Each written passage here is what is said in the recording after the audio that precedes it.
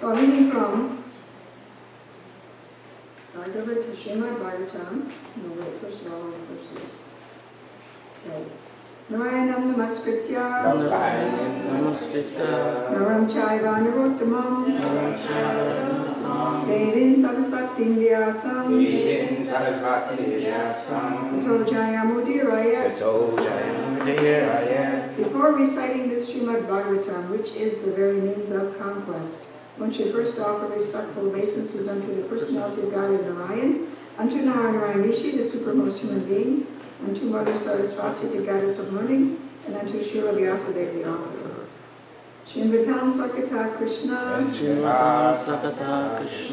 Punya Shravana Kirtanaha Vidyantasto Bhadrani Vidunoti Suritsatam. Shri Krishna, the personality of Godhead, who is the Paramatma super soul in everyone's heart, and the benefactor of that true holy devotee, cleanses desire for material enjoyment from the heart of the devotee who has developed the urge to hear his messages, which are in themselves virtuous and properly heard and chanted. Nashta Prayeshu Bhadreshu Nityam Bhagavata Sevaya Bhagavati Uttam Uttama Shloke Bhagavati Uttama Shloke Bhakti Bhavati Naishtiki Bhaktir Bhavati Naishtiki. By regular attendance in classes on the Bhagavatam and by rendering service to the pure devotee, all that is troublesome to the heart is almost completely destroyed, and loving service unto the personality of Godhead, who is praised with transcendental songs, is established as an irrevocable fact. Now we have a reading from Srimad Bhagavatam, Canto 2, Chapter 4, entitled, what's it entitled? Chapter 4, The Process of Creation, and verse 9.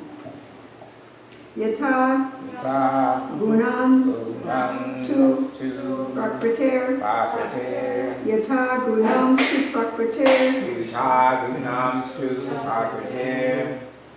Yugapat Kramasho Piva Yugapat Kramasho Piva Vivarti Urishas Tu Ekaha Vivarti Burishas Tu Ekaha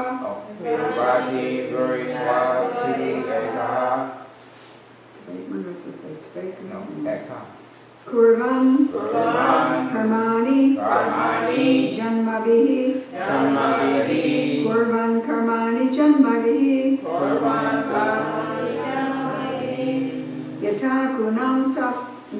Yata gunams tu prakriter Yugapat Kamasho Piva Vivarti Burishas Tvekaha Kurvan Karmani Janmavihi Yata gunams tu prakriter Yugapat Kramasho Piva Vivarti Burishas Tvekaha Kurvan Karmani Janmavihi I guess Yata gunams tu prakriter Yugapat Kramasho Piva Vivarti Burishas Tvekaha Kurvan Karmani Janmavihi Yeah, this chance. Yata gunams tu prakriter Yugapat Kamaso Piva Vibhati Burishad Tuleka Kuvan Karmani Vana Viha Kurvam Karmani Janmavi Yatha Gunamscha Prakriter Yugapat Karmaso Piva Vivarti Buddhisastaveka Kurvam Karmani Janmavi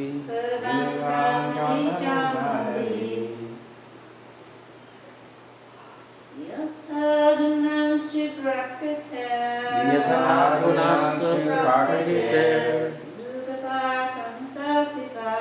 Yugapat Karmaso Piva Vivarti Buddhisastaveka Kurvam Karmani Janmavi Yugagunamstu prakriter Yugapat Kramasho Piva Vivarti Buddhisastaveka Kurvan Karmani Janmavi Kurvam Karmani Janmavi Yatha Gunamstu Prakriter Yugapat Karmaso Piva Vibhati Purisastapika Purvam Karmani Janmani.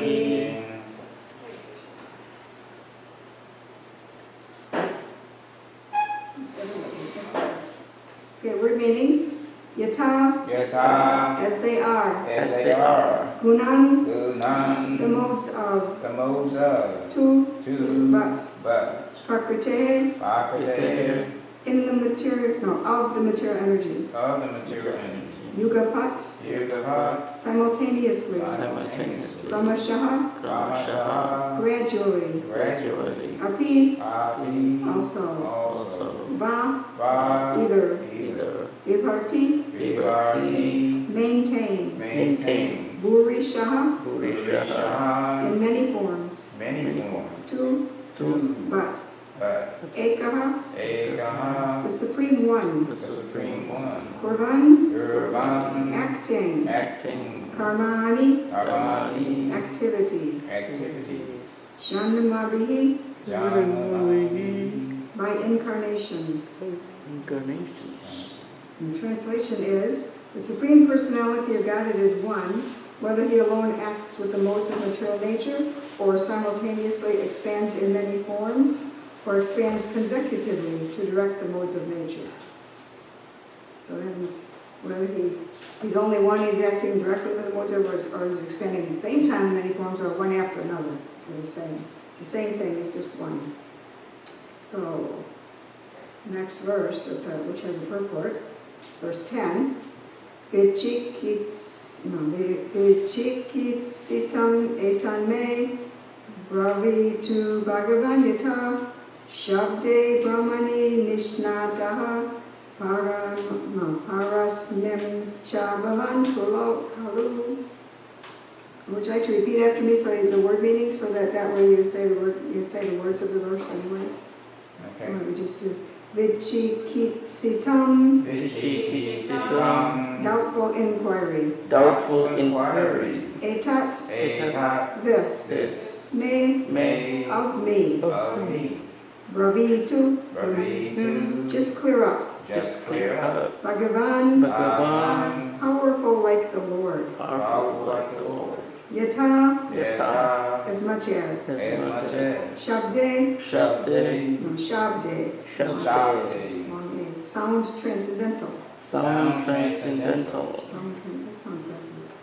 Brahmani, Brahmani, Vedic literature. Vedic literature. Nishnataha, Nishnataha. fully realized. Fully realized. Parasmin, Parasmin. in transcendence. In transcendence. Cha, Cha, also. also. Bhavan, Bhavan, your good self. your good self. Kalu, Kalu, as a matter of fact. as a matter of fact. So the translation reads, kindly clear out all these doubtful inquiries, because you are not only vastly learned in the Vedic literatures and self-realized in transcendence, but are also a great devotee of the Lord, and are therefore as good as the personality of Godhead. Please repeat. Kindly clear up all these doubtful inquiries, Kindly clear up all these doubtful inquiries, because you are not only vastly learned because you are not only vastly learned in the Vedic literatures in the Vedic literatures and self-realized in transcendence, and self-realized in transcendence, but are also a great devotee of the Lord, but are also a great devotee of the Lord, and are therefore as good as the personality of Godhead. and therefore as good as the personality of Godhead. Purport. In the Brahma Samhita it is said that the Supreme Absolute Truth Govinda, the personality of Godhead, although one without a second, is infallibly expanded by innumerable forms non-different from one another. And although he is the original person, he is still ever young with permanent youthful energy. He is very difficult to know simply by learning the transcendental sciences of the Vedas, but he's very easily realized by his pure devotees. The expansions of different forms of the Lord, as from Krishna to Baladev to Sankarsana, from Sankarsana to Vasudev, from Vasudev to Aniruddha, from Aniruddha to Pradyumna, and then again to second Sankarsana, and from him to the Narayan Purusha avatars, and innumerable other forms. So I understand this is talking about the two levels of Chatra Vyuha groups, expansions. There's first level, and then there's a second level, and from the second level comes Mahavishnu and the Purusha avatars in the material world. So that's what he's saying here. He's talking about the expansions one from another. Let's see. And innumerable other forms, which are compared to the constant flowing of the uncountable waves of a river, are all one and the same. They are like lamps of equal power, which kindle from one lamp to another. That is the transcendental potency of the Lord. The Vedas say that he is so complete that even though the whole complete identity emanates from him, he still remains the same complete whole. Purnasya Purnam Adaya Purnam Evavashishate. That's from the invocation, is it? They call it, of the first verse, not verse number 1, but before that of the Ishopanishad. Invocation. Invocation, yes. As such, there is no validity in the material conception of the Lord produced by the mental speculator. Thus, he remains always a mystery for the mundane scholar, even if he is vastly learned in the Vedic literatures. Even if the scholar is vastly learned in the Vedic literatures, Vedeshu Durlabham Adurlabham Atmabhakto, Brahma Samhita 533. Therefore, the Lord is beyond the limit of conception for mundane learned scholars, philosophers, or scientists. He is easily understandable for the pure devotee, because the Lord declares in the Bhagavad Gita 18:54 that after surpassing the stage of knowledge, when one is able to be engaged in the devotional service of the Lord, then only can one know the true nature of the Lord. One cannot have any clear conception of the Lord or his holy name, form, attributes, pastimes, etc., unless one is engaged in his transcendental loving service. The statement of the Bhagavad Gita that one must first of all surrender unto the Lord, being freed from all other engagements, means that one must become a pure, unconditional devotee of the Lord. Only then can one know him by the strength of devotional service. Maharaj Parikshit admitted in the previous verse that the Lord is inconceivable even for the greatest learned scholars. Why then should he again request Shukadeva Goswami to clarify his insufficient knowledge about the Lord? The reason is clear. Not only was Shukadeva Goswami vastly learned in the Vedic literatures, but he was also a great self-realized soul and a powerful devotee of the Lord. A powerful devotee of the Lord is, by the grace of the Lord, more than the Lord himself. The personality of God, as Sri Ramachandra, attempted to bridge, this is by the grace of the Lord. So he likes to put his devotee up. Not that the devotee becomes more, but the Lord likes to put him up. So Ramachandra attempted to bridge the Indian Ocean to reach the island of Lanka, but Sri Hanumanji, the unalloyed devotee of the personality of Godhead, could cross the ocean simply by jumping over it. The Lord is so merciful upon his pure devotee that he presents his beloved devotee as more powerful than himself. The Lord expressed himself to be unable to save Durvasa Muni, although the Muni was so powerful that he could reach the Lord directly under material conditions. He could reach the Lord directly under material conditions. That's very powerful. But Durvasa Muni was saved by Maharaj Ambarish, a devotee of the Lord.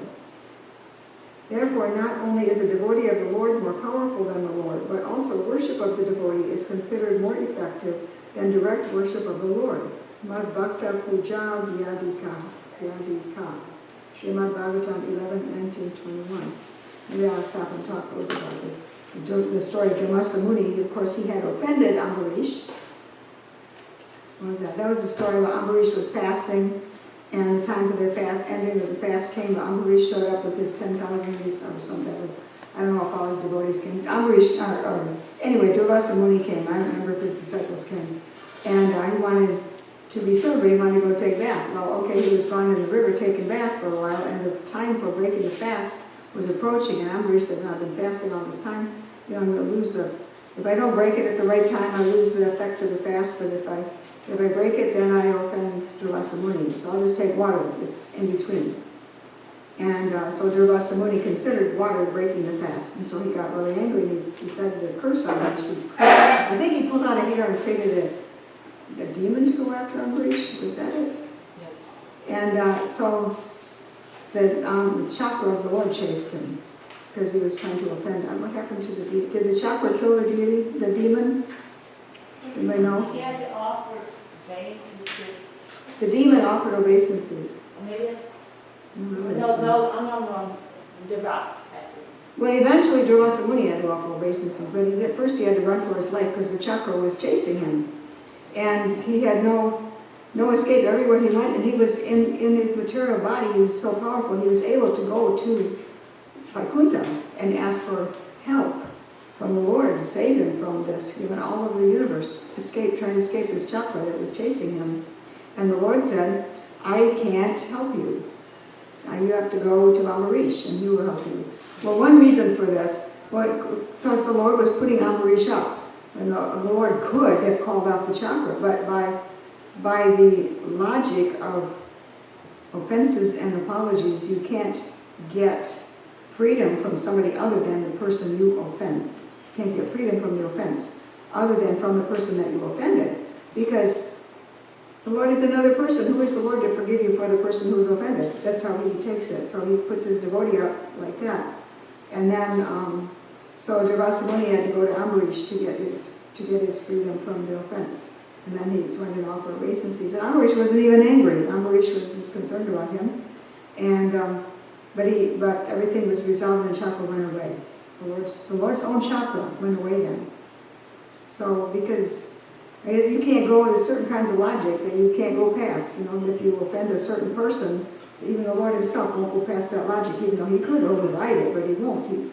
Especially if you're offending a devotee, he considers that really, really important. You have to go to the devotee. So that's that story. So I'll continue reading. The conclusion is therefore that a serious devotee must first approach a spiritual master who not only is well versed in the Vedic literatures, but is also a great devotee with factual realization of the Lord and his different energies. Without the help of such a devotee spiritual master, one cannot make progress in the transcendental science of the Lord. Such a bona fide spiritual master, like Shukadeva Goswami, does not speak about the Lord only in the matter of his internal potencies, but also explains how he associates with his external potencies. So the Lord's pastimes in the internal potency are displayed in his activities in Vrindavan, but his external potential works, that means his potency, not potential that he's going to work, but works of his potency, are directly in his features of Karanarnavasayi Vishnu, Garbhodakashayi Vishnu, and Kshirodakashayi Vishnu. Srila Vishwanath Chakravarti offers his good counsel to the interested Vaishnavas when he says that they should not be interested in hearing only about the Lord's activities like Rasa Lila, but must be keenly interested in his pastimes, in his features of the Purusha avatars in connection with Srishti Tattva, creational functions, following the example of Maharaj Parikshit, the ideal disciple, and Shukadeva Goswami, the ideal spiritual master.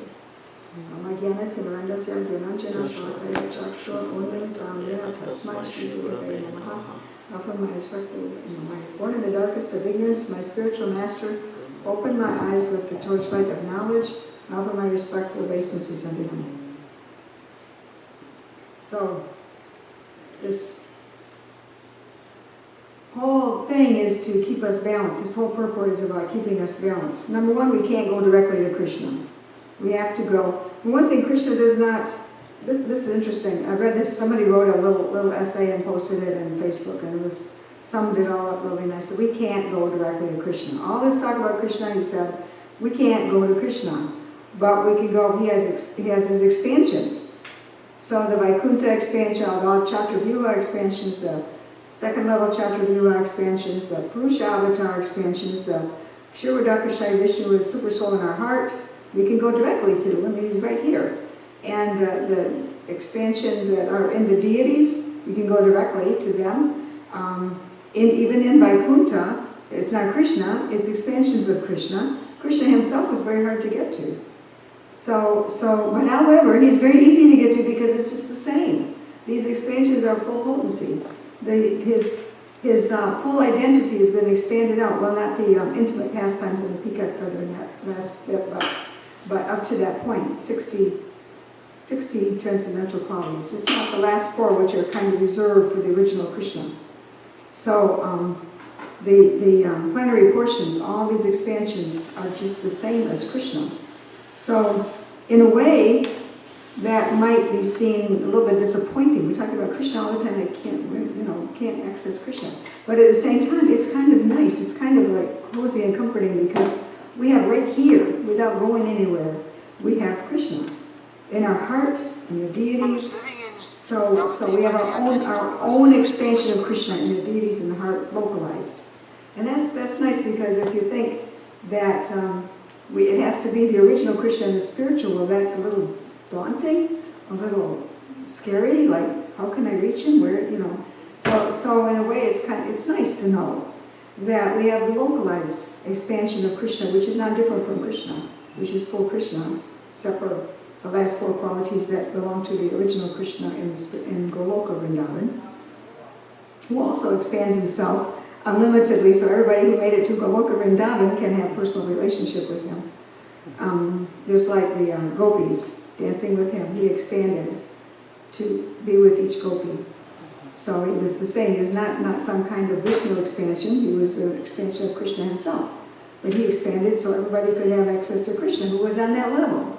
So whatever level we are, Krishna's here, right nearby, right local level. So we have that. It's nice to know. So, but also that the other part of this essay, which is also in this purport, that we can access Krishna by his pure devotee. So we can have his expansions are here, but his pure devotee helps us get to the original Krishna eventually someday. The pure devotee of Krishna, like Radharani, Balaram, spiritual master, like that. Lord Chaitanya, spiritual master, ultimately comes down to, in practice, spiritual master. But if he's bona fide spiritual master, if he's self-realized, and the movement's new in the West, we have spiritual masters who are relatively new. It doesn't matter, we have Prabhupada. Anyways, as long as they repeat Prabhupada correctly, they're functioning as bona fide spiritual masters. And we have directly Prabhupada in his books. So his books are, like I like to say, they're letters to each of us. We can read them and get personal connection with Prabhupada too. And our spiritual masters also do the same thing, so the personal connection is there. So by the mercy of the pure devotee, we can access Krishna. But not just by this, I heard about Krishna, I'm going to go access him. Impossible. But you can access the Lord in your heart. Everybody can, an animal can. The Lord in the heart is giving intelligence how to find food and everything else they want. The Lord is giving the animals intelligence. Even the trees have they have ways of communicating. The scientists are discovering trees have ways of communicating and responding emotionally to things that they experience. It's slow motion, but it's there. And even there, the super soul is with the souls in the tree. So the super soul, we have access to the super soul, and as far as the super soul giving us practical help, as far as the super soul bringing us to Krishna, in the Bhagavad Gita, in 1863, is it? Where Krishna says, surrender unto him utterly, after he's describing that the super soul is seated with the body, the soul is on a machine made of the material body, the super soul is guiding in all the journeys. And then Krishna says, surrender unto him utterly, so to bring you to the supreme and eternal abode. That's what super soul is really there for. But without the help of the spiritual master, we can't understand that level of guidance from the super soul. So the super soul has to have the external representation of the spiritual master. And it's not different, because he speaks through the spiritual master. If the spiritual master is bona fide and speaking what his spiritual master taught, it's going to be the proper speech, the proper instructions, and it'll be it'll work. It'll be uniquely tailored for the disciple by some mysterious process that the spiritual master gets this intuition from the super soul. And so the super soul, through the spiritual master, can guide very particularly. Even in ways the spiritual master doesn't always consciously know. I'm not sure if Prabhupada, busy giving class, I'm not sure if he consciously knew when he said the right thing for certain people. Every time he knew, maybe sometimes he knew, I'm not sure he always knew. Because the super soul was there guiding anyways. Didn't matter. So, by the mercy of the spiritual master, by the mercy of Balaram, Lord Nityananda, Radharani, by the mercy of those, even in the spiritual world, you don't get there and I don't need anybody over me anymore. I have direct access to Krishna. Actually, no. This is an eternal, infinite system that everybody is under somebody who brings them to Krishna. That nobody is independently going to Krishna anywhere. Everybody's under somebody. Everybody's in somebody's group and serves according to the instructions in the group. It makes it all really, really nice, and it saves you from blunders and offenses and things like that. Until you get the idea, if you're in the spiritual world, until you get the idea, well, maybe I'd like to be Krishna instead of serving him. But that's a free will choice. You don't have to worry about mistakes. Mistakes happen by the influence of the modes and confusion in the spiritual world. Everybody's controlling and taking care of everybody, loving care, and there's no modes. So it's only sort of, you know just what to do. It's only the idea, maybe I don't want to serve, maybe I want to be Krishna. He's the center, that might be nice to be. That is the only thing that brings us down here. There's no modes up there at all. There's no mistakes. There's no accidental fall downs, because an accident always happens by the forces that you didn't know about acting on you. It's not like that up there. There's none of that. That's why a lot of people are afraid of the idea that we came from, a lot of devotees are afraid of the idea that we came from the spiritual world, because what if we go back and then fall down again? Yeah. And this is the fear. But actually, you won't. It's all, there's no accidental fall down. You might choose to, but nobody ever does. It's like there's a restaurant over there that serves bad food. Nobody ever goes there. Well, it doesn't mean nobody can go there. You can always choose to go and eat bad food. But, you don't. Nobody ever goes there. And it's not like literally nobody ever goes there. Sometimes somebody chooses to go there, but we say that. No, nobody ever goes to that place that's bad food. And it's like the material world. Nobody comes back here. Krishna says nobody returns. It's not because nobody has the capacity to return, but everybody knows it's bad food. No, nobody comes here. Nobody comes back. Everybody stays once they go back to the spiritual world, and they know. And they don't come back. So it's because we're so used to there being accidents and invisible forces and modes and illusions and all these things. We're so used to these things that it scares us. But none of these things are up there. So let's go to the other points here. I can read. Let's see. Read some of these verses alluded to. Let's see. The first one was 1854. This one was mentioned. One who is thus transcendently situated at once realizes the Supreme Brahman and becomes fully joyful. He never laments or desires to have anything. He's equally disposed toward every living entity. In that state he attains pure devotional service unto me. So there's two levels of devotional service and two ways of talking about it, and Prabhupada uses both. So as soon as we start to do, if we give a donation, if we take some prasadam, if we chant the holy names even once, we start to do devotional service, that's bhakti. It's causeless. We don't have to have anything leading up to it. You can start anytime. And there even can be a gyata sukriti, unknowing devotional service. So it counts to a certain extent. So, but then there's also talking about devotional service like here. In that state he attains pure devotional service unto me. In a way, you cannot directly render transcendental devotional service to Krishna, who is transcendental, until you become transcendental.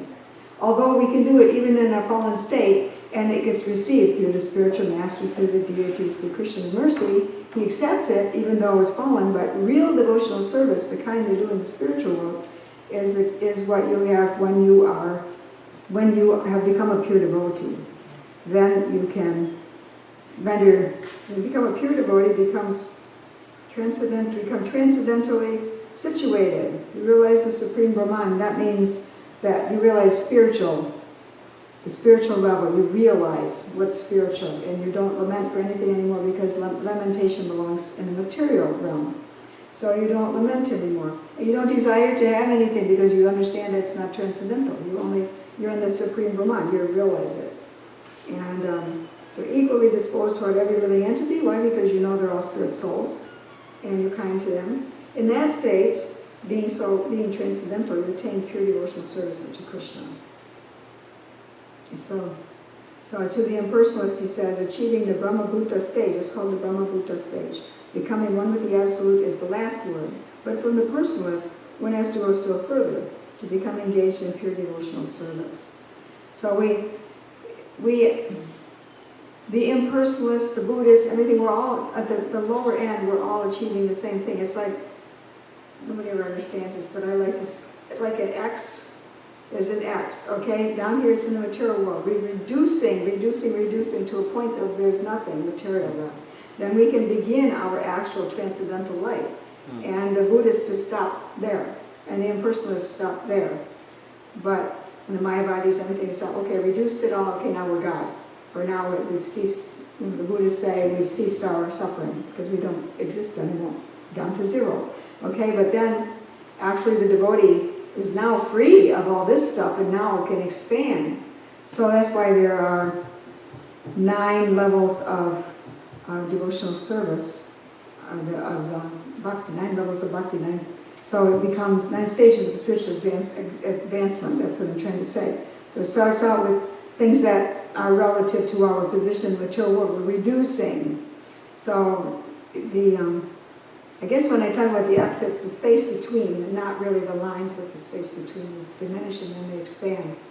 So the Shraddha, Sadhusanga, Bhajan-priya, and Nartya-nivritti stages are reducing our material involvements and attachments. Gradually reducing. So, especially in Nartya-nivritti, getting rid of lots of stuff that keep us. So we're down to Nishta is practically zero. Not zero yet, but practically zero. The analogy is pretty good here. Anyways, at Nishta, it starts expanding because we become steady. We got rid of the lower modes, most of them. Almost not affected by the lower modes anymore. And stable in devotional service. So then it can start expanding our real devotional service. And then it's more at the transcendental level, and it's not in the practice level anymore, but it's more real. And we start with, Ruchi, Asakti. Ruchi, taste for the devotional service itself, which is way beyond what you experienced before as far as what you call taste. Then Asakti, you start getting attachment to the person you're serving, or way beyond attachment. You thought you liked Krishna before.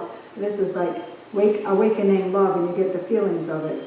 And then Bhava, you get and about that point you start to know what your constitutional position is. You get glimpses of it. You start to know, and somewhere in there, someone from Prabhupada said, some soul, great soul from the spiritual world, some great personality will help you. Will come to you in your heart or through another person. I'm not sure how it works, but at that point you start getting some help to wake up your constitutional position in your heart.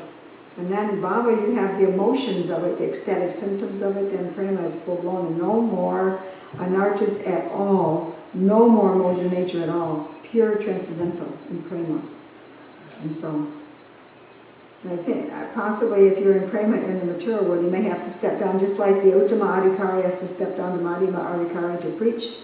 You have to deal with modes because you're preaching to other people, so you still have to deal with it, but in your heart, you're pure. So that's important. Let's see. This isn't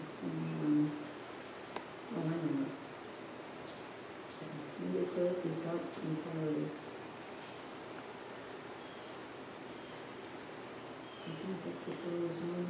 Oh, Brahma Samhita 5:33 was also quoted. Advaitam achitam ananim anantarupam adyam purana purusham navayoganam cha vedeshu durlabam adurlabam atmabhakto Govinda Madi Purusham Tamaham Vajami. I worship Govinda, the primeval Lord, who is inaccessible to the Vedas. See, again we say, inaccessible to the Vedas. If you have all kinds of knowledge, Krishna is just not accessible to just anybody. It doesn't matter how much Vedic knowledge you have, but obtainable by pure unalloyed devotion of the soul, who is without a second. Who is, all these who is referred to Govinda. Who is without a second, who is not subject to decay, is without a beginning, whose form is endless. Who is the beginning? Who is the beginning? He has no beginning, but he is the beginning. And the eternal Purusha. Yet he is a person possessing the beauty of blooming youth. Purusha means the ultimate male figure, whereas the male figure, the energetic, whereas Prakriti is female or energy. So he's the eternal Purusha. Yet he is a person possessing the beauty of blooming youth, which is such a paradox to think. Somebody so ancient that he's eternal and he's just a blooming youth. That's a wonderful thing. That's against our Western ideas, that God should be an old man, which was an idea invented by Michelangelo, as far as I know, when he painted God with the beard and the pink nightgown kind of outfit and old guy and touching Adam's hand. Adam is just created and he's got no life yet, so which isn't biblical either, because in the Bible God breathes life into him, and in Michelangelo's painting he touched him. So a lot of liberties taken, and now everybody thinks God is an old man. But actually he's a blooming youth, eternally beautiful, youthful person. So that says more. From some back to the top. I'm sorry. There's another verse. Okay, Srimad Bhagavatam 11:19-21. Let's see, that sentence says, therefore, not only is a devotee of the Lord more powerful than the Lord, but also worship of the devotee is considered more effective than direct worship of the Lord. Mad Bhakta Puja Vyadika. 11:19-21. This is a long, oh my gosh, it's 5 verses all together. So I'll just read the translation. You have to read right there. Firm faith in the blissful narration of my pastimes, constant chanting of my glories, unwavering attachment to ceremonial worship of me, praising me through beautiful hymns, great respect for my devotional service, offering obeisances with the entire body, performing first-class worship of my devotees, consciousness of me and all living entities, offering of ordinary bodily activities in my devotional service, use of words to describe my qualities, offering the mind to me, rejection of all material desires, giving up wealth for my devotional service, renouncing material sense gratification and happiness, and performing all desirable activities such as charity, sacrifice, chanting, vows, and austerities with the purpose of achieving me. These constitute actual religious principles by which those human beings who have actually surrendered themselves to me automatically develop love for me. What other purpose or goal could remain for my devotee? That's an incredible bunch of verses that sums up everything in itself right there.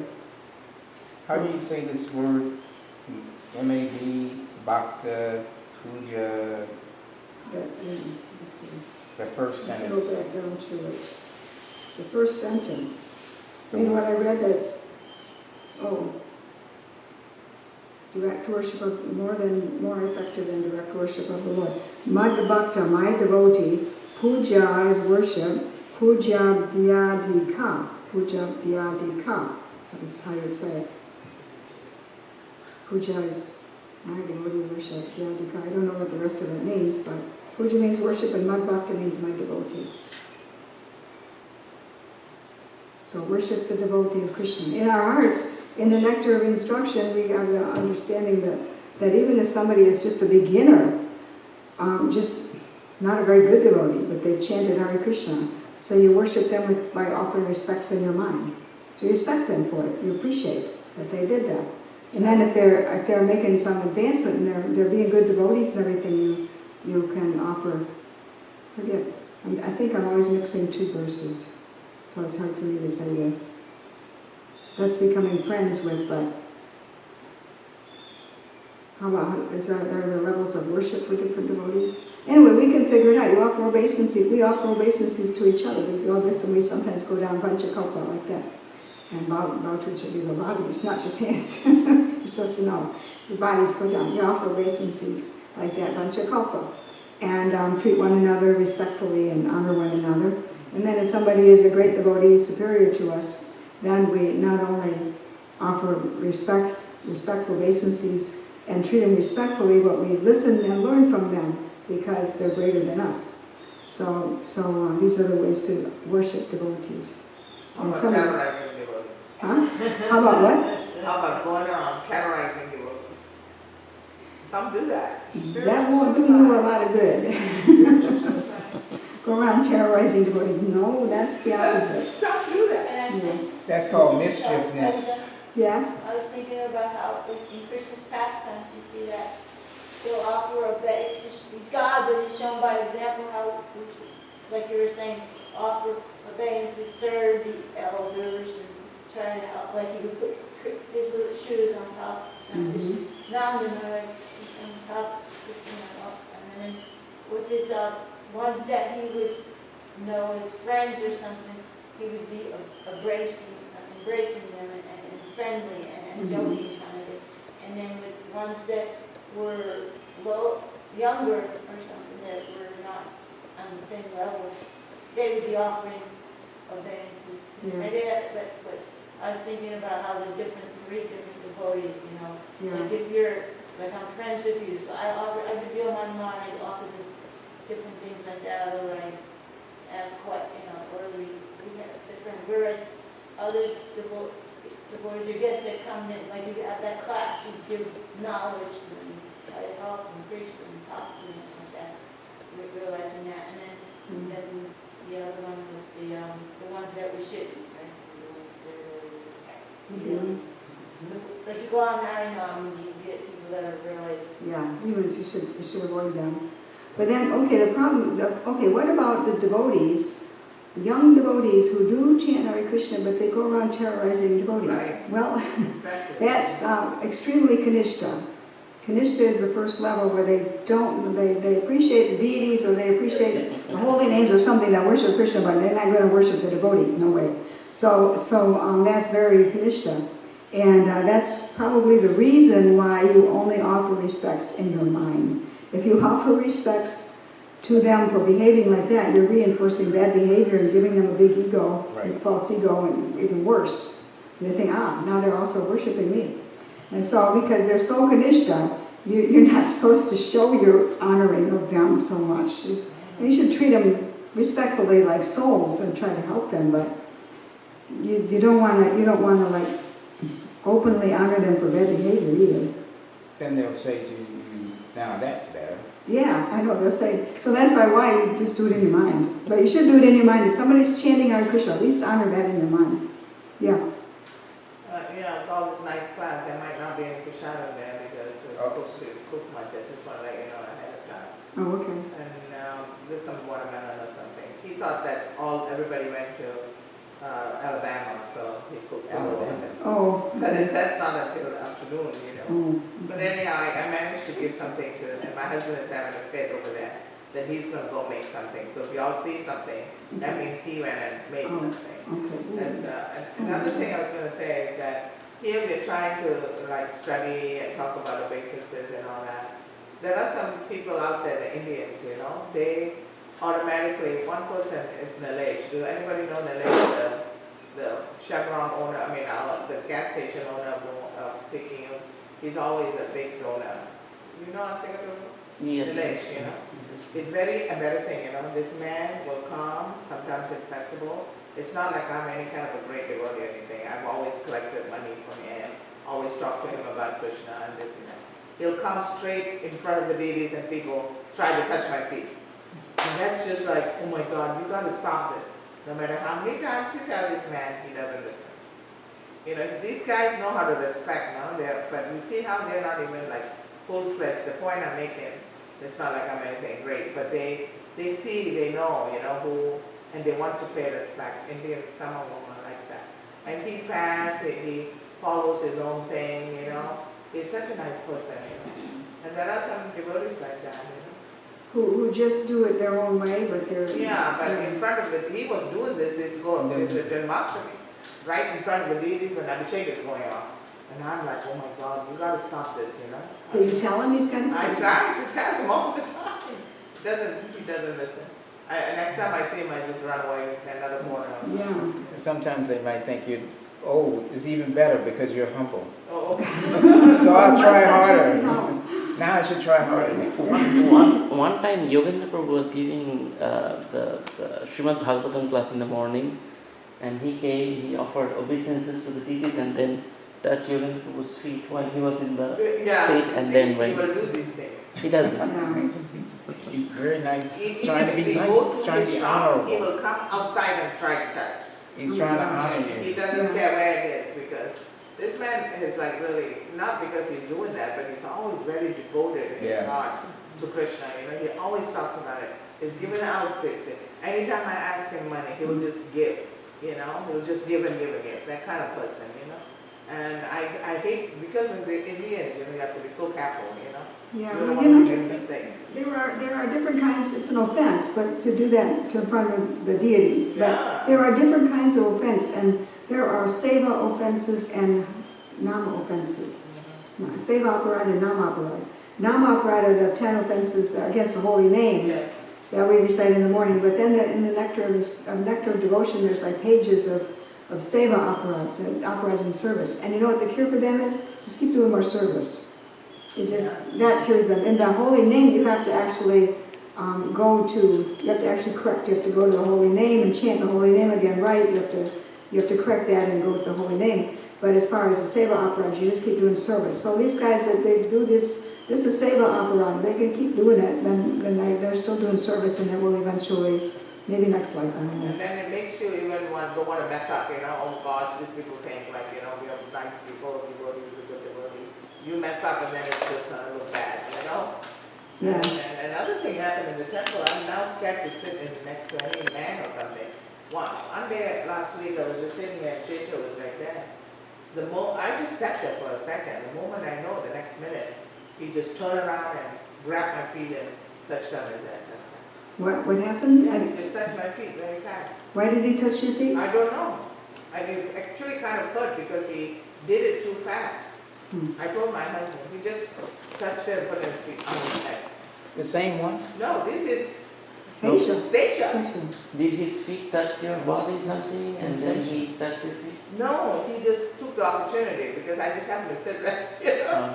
And he sat there and he the way he did it was like very difficult to explain. I did it unexpected.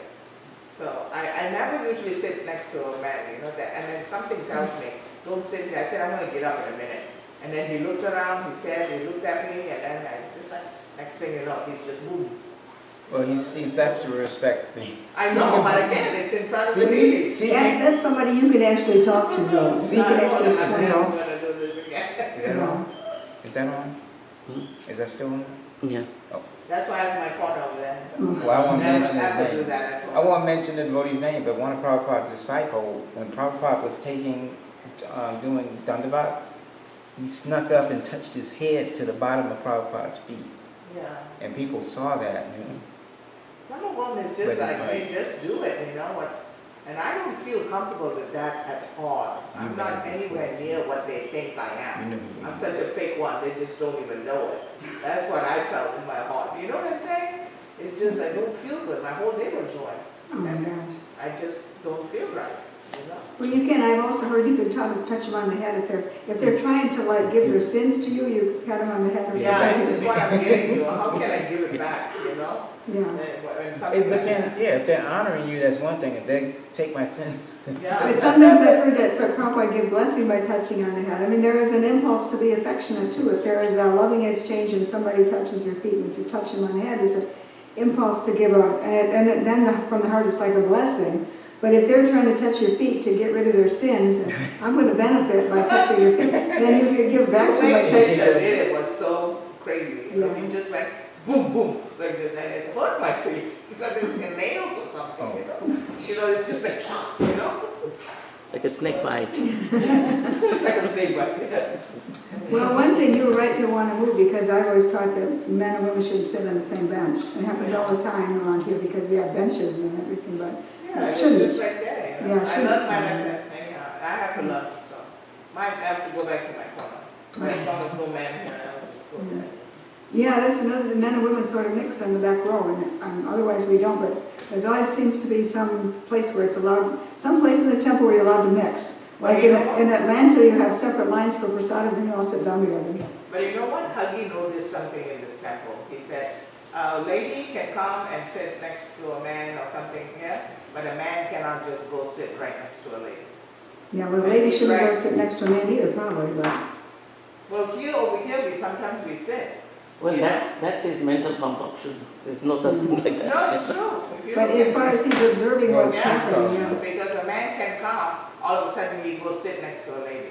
And Because that that's- makes a lady naturally, and Yeah. even materially uncomfortable, But it right? made me realize Yeah. what makes us just go and sit right next to, you know, that's what happened. So we have to be Have to conscious be of aware. these things, yeah. But where's Gopal Anjana? I've not seen him. Is he okay? He's okay? Is he okay? I don't know. I don't see He's him. usually in class, and that's what it's, happens. it's He wouldn't have let me Tages, give class, he has a notion nobody could give class too often, so he wouldn't have let this happen. is But Tages Saturday okay is a today? day for reading too, I came for that. but Well, Tages, Saturday was a class day, Sunday and Monday were reading days, and then Saturday become a reading day because there wasn't anybody to give class. Oh, I see. So everybody seemed to want me to give class, so I said, okay, I didn't push my way into it, That's fine. That's so. Thank It you. used to be a class day, okay. Thank you very much. Thank you all very much, and all glories to Srimad Bhagavatam, and all glories to Srimad good. Bhagavatam. We don't have time to